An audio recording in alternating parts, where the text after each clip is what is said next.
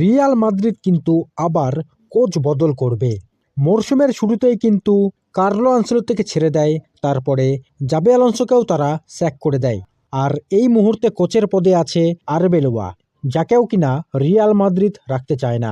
Arbeloa কিন্তু কোনো নামী কোচ না, তাকে রাখাই হয়েছে টেম্পোরারি হিসাবে, অর্থাৎ কয়েক মাসের জন্য। তাই রিয়াল মাদ্রিদ কিন্তু একজন টপ লেভেলের বড় কোচকে আনতে চাচ্ছে। অনেকেই মনে করছে এই বড় কোচ হতে পারে জুর্গেন ক্লপ কিংবা হোসে মরিনহো, কিন্তু মাদ্রিদ রেডি হচ্ছে একজন স্প্যানিশ কোচকে নিয়ে আসার জন্য, আর সে হলো অ্যাস্টন ভিলার coach Unai Emery. Unai Emery এই মুহূর্তে অ্যাস্টন ভিলার কোচের পদে আছে। আর অ্যাস্টন ভিলা কিন্তু ইপিএলে এই মরশুমে দারুণ ফুটবলটা খেলছে। তারা কিন্তু আছে লিগ টেবিলের 3 নম্বরে। 2022 মরশুম থেকেই কিন্তু অ্যাস্টন ভিলাকে কোচিং করাচ্ছে উনাই এমেরি। তার আগে সে কোচিং করিয়েছিল ভিয়ারিয়ালকে, পিএসজিকে, আর্সেনালকে, ভ্যালেন্সিয়াকে আর সেভিয়াকে।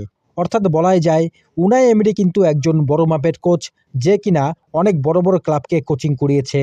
আর শুধু তাই না, সে কিন্তু অনেক বড় বড় সাফল্য পেয়েছে। যেমন সেভিয়াকে সে কিন্তু 3 বার ইউরোপা লিগ জিতিয়েছে, আবার ভিয়ারিয়ালের মতো একটা দলকেও কিন্তু সে একবার ইউরোপা লিগ জিতিয়েছিল। আর্সেনালকেও কিন্তু সে ইউরোপা লিগের ফাইনালে নিয়ে গিয়েছিল, আর পিএসজিতেও কিন্তু সে টোটাল 7টা সে ট্রফি জিতেছে। তাই বলাই যায় স্পেনের এই কোচের কিন্তু অনেক অভিজ্ঞতা আছে। তো মরশুম শেষ হলেই কিন্তু রিয়াল মাদ্রিদ উনাই এমেরিকে কোচের পদে বসাবে আর আরবেলোয়াকে ছেড়ে দিবে। কিন্তু কোচ বদল হলেই কি রিয়াল মাদ্রিদের সব সমস্যার সমাধান হবে? আমরা জানি জাবি আলোনসোও কিন্তু একজন ভালো মাপের কোচ ছিল। সেও কিন্তু মাদ্রিদে আসার আগে একজন সফল কোচই ছিল। লেভারকুসেনকে সে অনেক কিছু দিয়েছিল।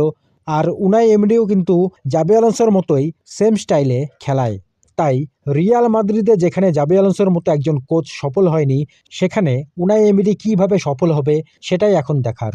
রিয়াল মাদ্রিদের দরকার হচ্ছে প্লেয়ার পরিবর্তন করা, যেখানে কিনা তাদের বোর্ড আর প্রেসিডেন্ট পেরেজ একের পর এক কোচ বদল করছে।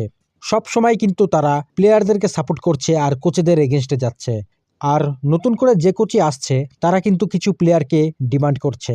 যেমন মিডফিল্ডে কিন্তু একজন বল হোল্ডারকে দরকার, যে কিনা টনি ক্রুস বা লুকা মদ্রিজের মতো খেলাটাকে ধরবে আর ম্যাচকে কন্ট্রোল করবে। তো মাদ্রিদের ম্যানেজমেন্টকে দেখতে হবে কোচ বদল করার আগে কিছু প্লেয়ারকে সাইন করা, যাতে যে কোনো কোচই এসে রিয়াল মাদ্রিদকে সাফল্য দিতে পারে।